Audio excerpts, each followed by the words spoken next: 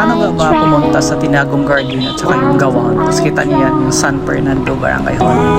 Yung gawahan kasi Balay Gawahan at saka Tinagong Garden is under San Fernando pa rin. So after ng Barangay Hall, left turn kayo until makaabot kayo sa parang off-road or sabihin natin gravel type. And bababa kayo dyan. Then medyo maingat that way. Simentado naman siya pero sometimes umuulan. So slippery. So careful lang. Sana maganda yung brake. Around 14% yung gradient niya. Then yan nga pala yung Humbang River. So yan, naakyat kayo. Then sa dito na portion medyo mataas din dyan. Around naglalaro siya from 6 to 15%. Pero pagdating mo sa may pinaka-tok-tok na portion dito, few meters lang to yung akyatan dito.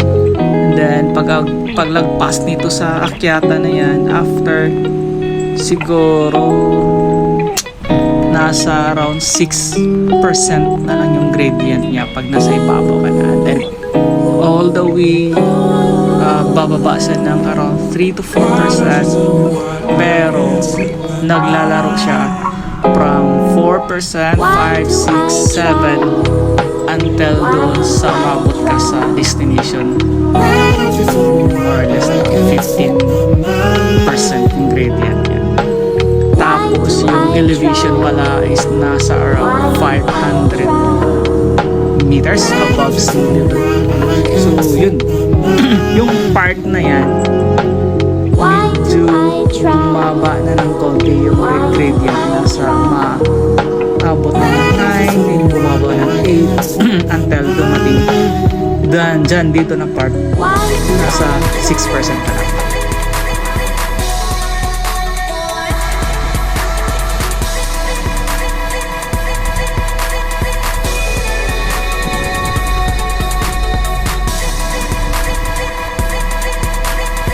Just so you know lang, medyo konti lang yung bahay na madadaanan mo. May mga konting sari-sari store, siguro 3 atang madaanan nyo.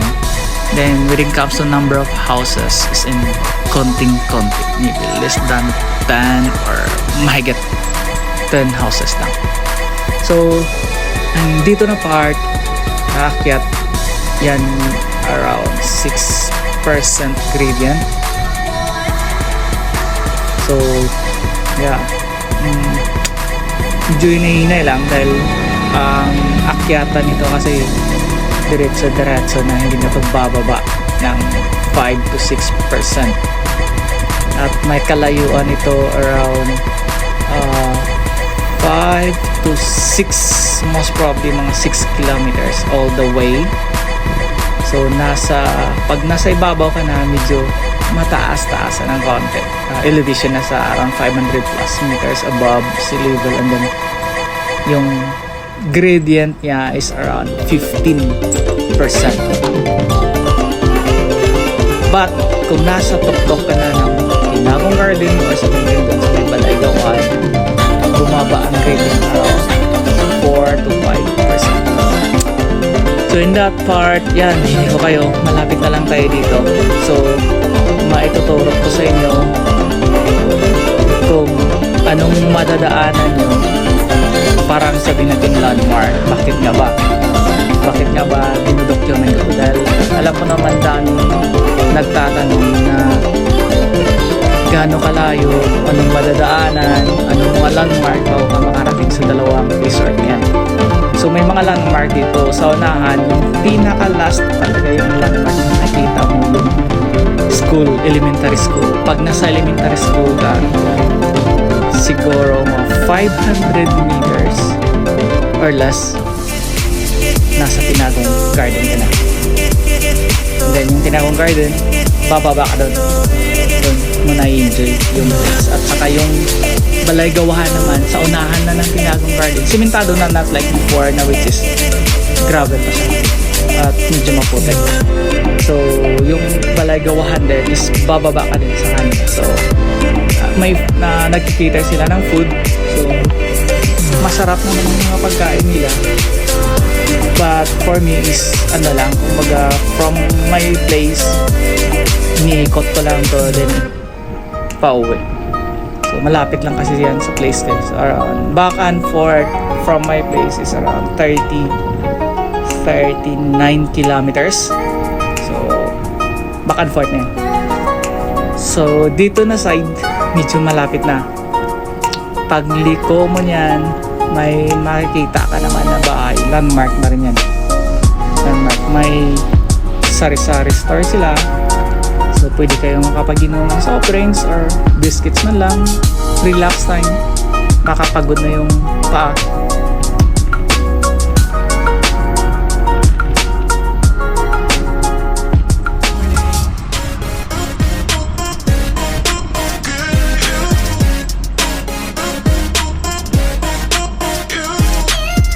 Teka, ang kagandaan pala sa place dito is yung view. So, kung nagmamadali kayo, ma-enjoy mo na rin yung view niya. Pero mas maganda, nasa chill lang. So, medyo malakas naman yung paa nyo, above 15 and up. Most likely kayang-kaya dahil dito nasa around 6 to 8%. Yan. Yan pala yung malapit na tayo sa school. So, yun ang elementary school na isang landmark. Yung way na yan, yung unang crossing yun, paikot na yan papuntang Tunangan River. Then yan, yung elementary school, din aakyat kayo dyan sa unahan.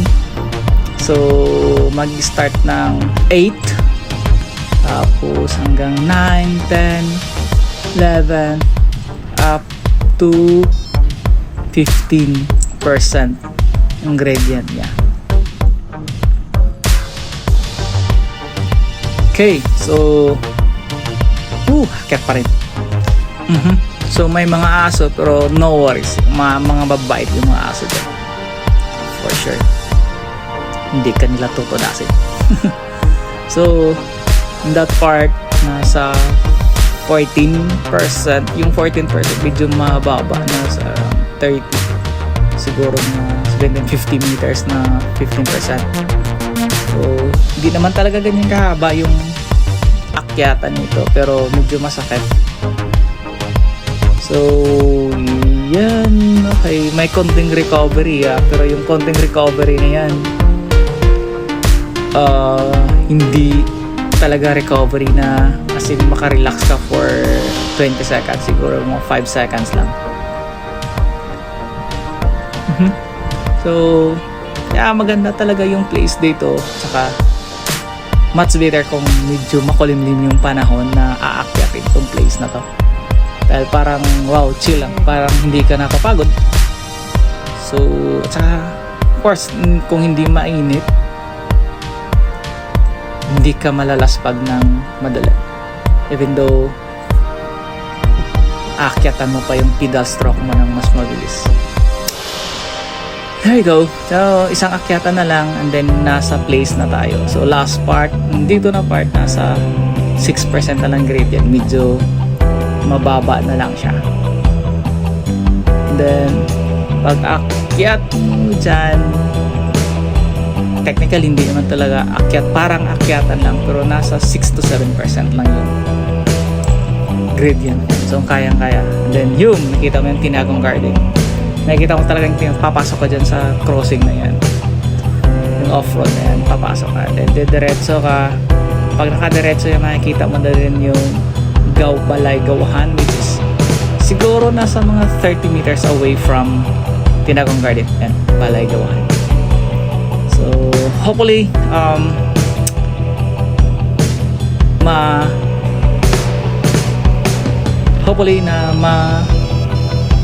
ka-visit kayo sa dalawang place na to, na at one thing hindi kayo maliligaw. So pauwi na ako this part, then dumaan pala ako doon sa may school sa may elementary school, and then left turn ako doon, then diretso na yan. Kung saan ka dito yung part ng school, so nag left turn ako. So kung saan ka lumiko from San Fernando Barangay Hall, doon ka pa rin lalabas yung dito na part. Yan, diretso lang yan. May tatlong climb, pero yung last climb ang medyo masakit, nasa 14 to 15% yung gradient yung laro. So yeah, hopefully makatulong to sa inyo and hindi kayo maliligaw papuntang place dito. Basta puntahan nyo. By the way, kung gusto nyo magdiretso from Tinagong Garden, Balaygawa to Binuldusan, diretso lang. Maganda na yung daan. So hindi kayo maliligaw dahil makikita nyo pa rin yung name doon. So okay, just enjoy watching. Hopefully makabisit kayo sa place na yan. So ako most likely bibisitahin ko yan every now and then for my training or practice kumbaga. So we'll see you guys. Hope you like and subscribe my channel, www.youtube.com/@coffee-adventure ride. So bakit nga ba coffee adventure ride? Technically before mahilig ako sa coffee, so gusto ko sanang i-invite yung mga friends ko na nagbabike, tapos doon kami gagawa ng coffee on the spot kung saan nila gusto ng location. Kaso after a few, maybe 2 years or 3 years, nag-switch ako ng ibang trip. Hindi naman sa coffee, doon naman tayo sa cacao. But most likely, if may invite sa akin ng coffee, I can make it. I still have my camping stove, I still have yung pag-grind ng coffee, pagluto ng coffee, meron pa rin ako dyan. So, yeah, pagtimpla, meron tayo dyan. So, titimbangin natin yan. And yeah, we'll see you soon guys, and hopefully makatulong to. And yun, ito pa lang yung Tunangan River. Hopefully makatulong to sa inyo para at least may idea na kayo kung saan kayo dadaan papuntang resort at saka yung pabalik na madadaanan yung Tunangan River. Okay, ito yung pala yung medyo mataas ng portion, around 15% yung nasa ibabaw, but bumaba ng 6-5 until 2% na lang. So, kayang-kaya. No worries, kayang-kaya sa paano. Okay, so guys, we'll see you soon. I'll make some other content, maybe some of the places naman na mapuntahan ko and isi-share ko sa inyo. At least baka gusto nyo naman na makapunta sa isang place na it is cool and then maganda yung hangin, masarap, maamoy, hindi katulad ng nasa highway na masakit sa ilong at saka masama sa baga o masama sa lungs. So yep, ito pala yung portion na mas mataas. Okay, we'll see you guys and ride safe, ingat lahat, bye, just enjoy.